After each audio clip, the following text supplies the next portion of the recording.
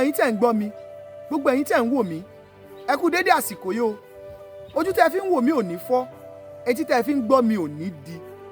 Mo tún kí yín káàbọ̀ sórí ìkànnì aláyọ̀, ìkànnì ìdùnnú Yorùbá Gbayì TV káàkiri àgbáláyé. Ṣé ara ohun tí mo mú wálé ní? Ẹ gbọ́dọ̀ share prógráàmù yìí o kó lè kan tó nílé àtolóko lára. Àrùn tí ń ṣabọ́yadé gbogbo ọlọ́ya ló ń ṣe. Ẹ dákun, ẹ bá mi share prógráàmù yìí kó lè débi tó yẹ kó dé. Ohun tó ṣokùnfà ikú gbajúgbajà olórin Aduke Gold lénìí lẹ́gbọ́. Àwọn ohun tó rọ̀ mọ́ lénìí lẹ́gbọ́ tí ó fòpin sí gbogbo awuyewuye tẹ́ ẹ ti ń gbọ́ láti ìgbà yìí wá. Àwọn ohun tó ṣókùnkùn tẹ́ ẹ gbọ́dọ̀ mọ̀ lénìí lẹ́ẹ̀mọ́ tí ó fòpin sí gbogbo rúkèrúdò tí gbogbo àwọn èèyàn ti ń sọ láti ìgbà tí ọ̀rọ̀ yìí ti ṣẹlẹ̀ láti ọjọ́ Monday, ọjọ́ Ajé. Mo tún kí yín káàbọ̀ sórí ìkànnì Yorùbá Gbayì TV. Ẹ máa bá mi subscribe sí YouTube channel yìí kẹ́ẹ̀dẹ̀ máa bá mi share ẹ̀. Gẹ́gẹ́ bẹ́ẹ̀ ti mọ̀, Adédòkun Adébáyọ̀ Bèyú presenter, bàbá kéré ìjápọ̀, bàbá tó lo bọ́dì dá. Èmi tẹ́tí sí gbó tí mò ń tira mi sójú ọ̀nà, ọkùnrin mẹ́ta àti bíntín, èmi tí mo gbénulé tí mò ń dẹ́rù bára mi. Ẹ kú dédé àsìkò yìí lẹ́ẹ̀kan sí. Arábìnrin gbajúgbajà olórin ẹ̀mí yìí, nígbà tí arábìnrin yìí bẹ̀rẹ̀ orin ní ọdún tó pọ̀ sẹ́yìn, arábìnrin yìí wà ní ọdún 3 ó lé oṣù díẹ̀ ló pàdánù bàbá tó bí lọ́mọ. Ní kété tí arábìnrin yìí pàdánù bàbá tó bí lọ́mọ, bàbá yìí ó fẹ́ ọ̀pọ̀lọpọ̀ ìyàwó. Gẹ́gẹ́ bí iṣẹ́ ìwádìí, ọmọ 18 ó ní bàbá Aduke Gold bí. 18 tí eléyìnbó ń pè ní 18. Ṣùgbọ́n nígbà tí bàbá Aduke Gold kú, kó tó di pé ó kú, ó bá àwọn ẹ̀gbọ́n Aduke Gold sọ̀rọ̀ pé àbúrò yín ẹ tọ́jú ẹ̀ dáadáa o, torí ọmọ ológo ni. Ọmọ ológo tó ń gbọ́ mi lénìí, ayé ò ní kánjú pa o. Ọwọ́ tó fi ń tẹ láìkì, tó fi ń tẹ subscribe yẹn, ọwọ́ náà ò ní relédìí ọ láṣẹ Èdùmàrè. Ní ọdún ìkan náà ní Aduke Gold ló pàdánù ìyá rẹ̀ nígbà tó pé ọdún 4. Láàrin ọdún kan náà ni bàbá àti ìyá Aduke Gold ni wọ́n jẹ́ Ọlọ́run nípè. Bí arábìnrin ṣe bẹ̀rẹ̀, iṣẹ́ ìwádìí jẹ́ kó yé wa pé láti ọmọ ọdún 8 ni Aduke Gold ti ń kọrin. Tá a bá gbàgbé, tá a bá rántí, nígbà tí gbajúgbajà olórin ẹ̀mí kan kú ní ọdún tó ti pẹ́ sẹ́yìn, ta ni mò ń sọ nípa ẹ̀? Evangelist Olúbùkọ́lá Ọlọ́mọńlá tí gbogbo ayé mọ̀ sí Bàbá Àrà. Nígbà tí gbajúgbajà olórin ẹ̀mí yìí tí ó papòdà, arábìnrin Aduke Gold wà lára àwọn tó kọrin ìdágbére ní ọjọ́ náà lọ́hùn. Tó sì jẹ́ pé ní gbogbo àwọn tó kọrin gbà náà lọ́hùn, arábìnrin yìí sì kéré dáadáa. Ní gbogbo àwọn tó kọrin gbà náà, orin arábìnrin yìí làwọn ayé fẹ́ẹ̀ nífẹ̀ẹ́ sí dáadáa nígbà náà. Ó ti ṣe díẹ̀ tí òjò ti ń pa igún Aduke Gold bọ̀. Nínú ọ̀rọ̀ tí arábìnrin yìí sọ nígbà tí ó fi wà ní ayé tó wà lókè èpè, ó sọ nígbà tí àwọn ọ̀dọ́mọdé olórin kan, ìyẹn Glorious Twins, tí wọ́n ń ṣe orin ìyìn, tí wọ́n ń ṣe àṣálẹ́ orin ìyìn. Ṣùgbọ́n arábìnrin Aduke Gold ó nífẹ̀ẹ́ àwọn ọ̀dọ́mọdé olórin lọ́pọ̀lọpọ̀. Ó nífẹ̀ẹ́ wọn. Ó sì sọ̀rọ̀ ní ọjọ́ náà pé àti ọmọ ọdún 8 lòun ti ń kọrin, pé òun ò tiẹ̀ tí ì tó ọdún tí àwọn Glorious Twins wà tí wọ́n ti ń kọrin. Tó sì ṣàlàyé gbogbo ohun tí ojú ẹ̀ rí kó tó di pé Ọlọ́run bẹ̀rẹ̀ sí ní gbé ọlá fún wẹ́rẹ́wẹ́rẹ́. Ó sọnù ọ̀rọ̀ rẹ̀ pé ọdún 10 lòun fi wà ní ọ̀ndà olórin kan tóun ń kọrin. Lẹ́yìn tóun bá tún kọrin tán, ẹni tó jẹ́ olórin yìí yóò tún láǹfààní àti na òun ní gbogbo ìgbà yìí. Gbajúgbajà olórin ẹ̀mí tí ayé mọ̀, Lady Evangelist Tọ́pẹ́ Àlàbí, ó sọ nípa arábìnrin Aduke Gold yìí nígbà tí ó sì wà láyé, wípé ká má rò wípé nígbà tí ó ń dá fún Aduke Gold ni àwọn jọ wà, wípé kó tó di pé ó dá fún un rárá, wípé ó ti wà ní abẹ́ òun fún ọdún 19, ìyẹn 19 years ló ti wà ní abẹ́ òun, gẹ́gẹ́ bíi pé àwọn jọ ń káàkiri, ó jẹ́ bí ọmọ sóhun nínú orin. Ṣùgbọ́n lẹ́ni arábìnrin yìí ti fi kú ṣe àgbà Tọ́pẹ́ Àlàbí báyìí. Gbogbo ẹ̀yin tẹ́ ń gbọ́ mi, ẹ gbọ́ wìrìwìrì lẹ́nìísẹ́ ń tó ṣokùnfà ikú gbajúgbajà olórin ẹ̀mí Aduke Gold lẹ́nìí lẹ́gbọ́. Ṣùgbọ́n bẹ́ẹ̀ ṣe ń gbọ́ yìí, ẹ máa láǹfààní àti bá mi ṣíà prógráàmù yìí kó lè débi tí a fẹ́ kó dé, torí ẹ̀kọ́ tó wà nínú ọ̀rọ̀ yìí ó pọ̀ lọ́pọ̀lọpọ̀. Ní ọdún 4 sẹ́yìn ni Ọlọ́run padà wá tan ìmọ́lẹ̀ olórin yìí Aduke Gold káàkiri àgbáláyé nígbà tí ó kọ orin Nítorí Ògo ni. Èyí mú kí gbogbo àgbáyé tẹ́wọ́ gbà kán wá wò pé arábìnrin kan wà ń bẹ̀ látijọ́ yìí. Wọ́n tẹ́wọ́ gba orin yìí lọ káàkiri tí ayé dẹ̀ tẹ́wọ́ gbà, ìyẹn ní ọdún 4 sẹ́yìn. Nítorí Ògo ni. Ó jẹ́ kí ayé tún rántí ẹ̀ pé òjò ti ń pa igun arábìnrin yìí bọ̀ ó ti pẹ́, kó tó wá di pé Ọlọ́run wá mú já gbangba. Ṣùgbọ́n àwọn nǹkan tó ṣókùnkùn sí wa la fẹ́ tàn mọ́lẹ̀ sí. Ọ̀pọ̀lọpọ̀ ìròyìn àhesọ ọ̀rọ̀ ni ọ̀pọ̀lọpọ̀ ti ń gbé káàkiri orí ẹ̀rọ ayélujára. Kí ló dé?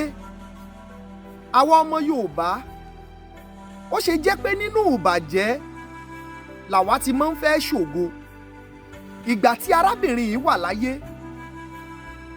àwọn orin rẹ̀ tí ẹ bá pín káàkiri kó lè ti pa bẹ́ẹ̀ dolókìkí, kó lè di ọlọ́lá, kó lè di ọlọ́rọ̀, ẹ ṣe yẹn fún un nígbà tó wà láyé. Ṣùgbọ́n nígbà tí arábìnrin yìí tó papòdà làwa bẹ̀rẹ̀ sí ní rí oríṣiríṣi. Kí ló dé? Àwọn ọmọ Yorùbá, ẹ jẹ́ á ronú. Kò yẹ kí irú eléyìí tún máa ṣẹlẹ̀ láàrin wa, torí pé o fẹ́ káyé mọ̀ ọ́, o sì jókòó sí di ìbàjẹ́ ẹnìkan, o sì wò pé òun ló yẹ kó o máa fi ṣayọ̀. Ọ̀pọ̀lọpọ̀ òun la ti ń gbọ́ lẹ́nu ọjọ́ ajé tí ọ̀rọ̀ arábìnrin Aduke Gold tó ṣẹlẹ̀. A ti gbọ́ ti arákùnrin kan tó jẹ́ ìránṣẹ́ Ọlọ́run, tá a bẹ̀rẹ̀ sí ní gbọ́ oríṣiríṣi pé òun fúnra rẹ̀ wípé ẹ̀mí èṣù ló wọnú ẹ̀. Tẹ́ ẹ bá gbàgbé, tẹ́ ẹ bá rántí, arábìnrin Aduke Gold yìí àti Tọ́pẹ́ Àlàbí wọ́n pàdé nílé ìjọsìn kan tí wọ́n jọ kọrin papọ̀. Arábìnrin Aduke Gold àti Tọ́pẹ́ Àlàbí wọ́n kọrin papọ̀ nílé ìjọsìn yìí, ṣùgbọ́n ayé ò fi bẹ́ẹ̀ mọ Aduke Gold nípa orin yẹn, torí pé òun ló bẹ̀rẹ̀ orin yẹn. Òun ló sọ pé èmi gangan lẹ́bọ, èmi gangan lètùtù, kó tó wá di pé Tọ́pẹ́ Àlàbí wá sọ pé àbọ̀rú àbọ̀yè òun lẹ́bọ, òun lètùtù. Ṣùgbọ́n eléyìí ni àwọn èèyàn mú sọ́wọ́ dáadáa pé àǹtí ti wọnú ayé lọ. Ṣùgbọ́n ní kété tí arábìnrin yìí jí Ọlọ́run pè, àwọn èèyàn wá bẹ̀rẹ̀ sí ní rí orin yìí. Nípa tarákùnrin kan tó tiẹ̀ wá gbé síta pé ẹ̀mí èṣù ló tọ̀mẹ́ǹtì Aduke Gold tó fi wá ń sọ pé òun lẹ́bọ, òun lètùtù, wípé ó fira rẹ̀ ṣe ẹbọ fún ilé ìjọsìn. Haá, kí ló dé? Kí ló dé? Arákùnrin yìí tẹ̀síwájú pé ẹ̀mí àìmọ́ tí wọ́n rì mọ́lẹ̀ nínú ilé ìjọsìn yìí ló fi ọ̀rọ̀ sí Aduke Gold lẹ́nu nígbà náà lọ́hùn, tó fi sọ pé òun gangan lẹ́bọ, òun lòun rúra òun. Bí èèyàn bá fẹ́ yin Ọlọ́run, kò sí ọ̀nà tí a lè gbà láti yin Ọlọ́run. Olórúkọ ẹgbàágbèje lọ́lọ́run, kò sórúkọ tá a lè pe Ọlọ́run. Kí là ń pè lẹ́bọ gan? Kí là ń pè létùtù? Ṣé bóun tá a gbé kalẹ̀ ni wípé ká fi wá ojútùú sí nǹkan, wípé a fẹ́ gba nǹkan lọ́wọ́ èèyàn ká fi ṣe pàṣípààrọ̀. Ó ní àwọn bàbá wa máa ń gbé kalẹ̀ gẹ́gẹ́ bí ẹbọ, pé ẹ lọ gbé ẹbọ yìí sí oríta mẹ́ta. Ohun tí à ń láǹfààní àti pè ní ẹbọ rèé. Tá a bá dẹ̀ wá wò ó, ẹni tó ń dúpẹ́ lọ́wọ́ Ọlọ́run, ó mọ̀ pé Ọlọ́run dá sóhun, ó fẹ́ gba nǹkan lọ́wọ́ Ọlọ́run. So tó bá sọ pé òun lẹ́bọ, tóun rúra òun sọ́dọ̀ Ọlọ́run, òun náà tún ní àbọrú àbọyè.